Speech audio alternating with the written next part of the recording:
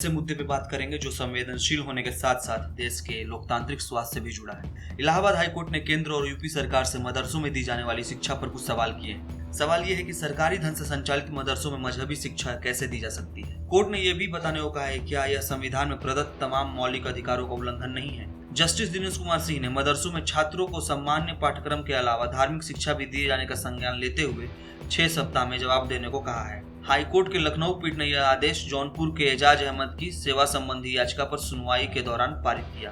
पहले भी कोर्ट ने उठाए सवाल।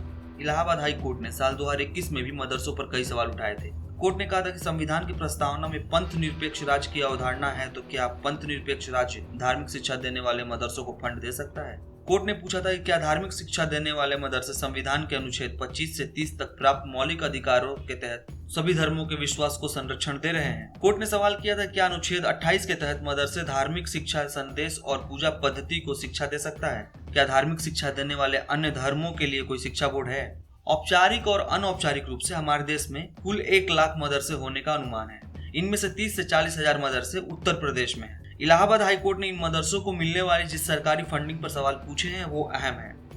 उत्तर प्रदेश में मात्र 16,000 ऐसे मदरसे हैं जिनको सरकार द्वारा मान्यता प्राप्त है, जिनमें कुल 20 लाख बच्चे पढ़ते हैं और सरकार इन मदरसों पर करोड़ों रुपए खर्च कर रही है।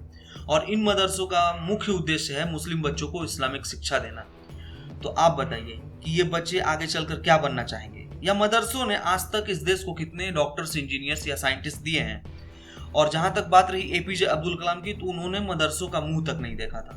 एक अध्ययन के मुताबिक मदरसे में पढ़ने वाले मात्र 2% छात्र ही भविष्य में उच्च शिक्षा हासिल करना चाहते हैं, जबकि बाकी छात्र अपने धर्म का प्रचार और अपने मजहब की सेवा करना चाहते हैं। कुल मिलाकर मदरसों की शिक्षा के नाम पे कहा गया है कि यहाँ आप शिक्षा दे सकते हैं, न कि मजहबी शिक्षा दे सकते हैं। भारत कहने के लिए तो एक धर्मनिरपेक्ष देश है, लेकिन यहाँ धार्मिक शिक्षा देने पर किसी को कोई आपत्ति नहीं होती। तो इलाहाबाद कोर्ट ने जो सवाल पूछे हैं बिल्कुल सही पूछे हैं और देश के लोगों को भी यह समझना चाहिए। किसी खास मजहब के लोगों को सिर्फ मजहब के प्रचार के लिए सरकार को पैसा नहीं मिल सकता, और ऐसा भी नहीं हो सकता कि उन मदरसों में मात्र मजहब की शिक्षा दी जाए।